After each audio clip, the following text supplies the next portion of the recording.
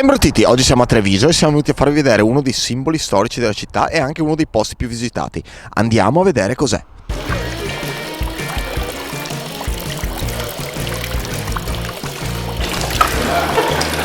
Siamo qui davanti a uno dei monumenti più visitati di Treviso, la Fontana delle Tette.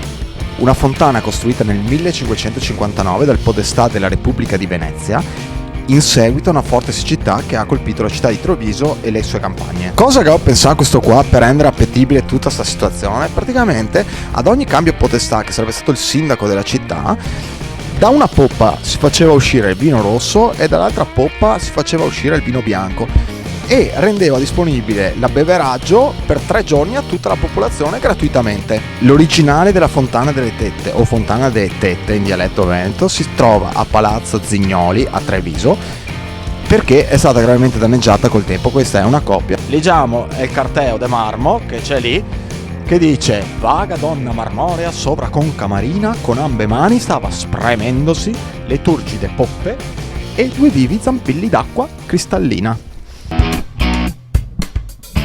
Mi pare un po' rattristava, insomma, un po' immusonà. Ecco, un po' una veneta immusonava, è sempre qua con ste tette così. Vabbè. La bocca storta anche io, voglio anche io il mio.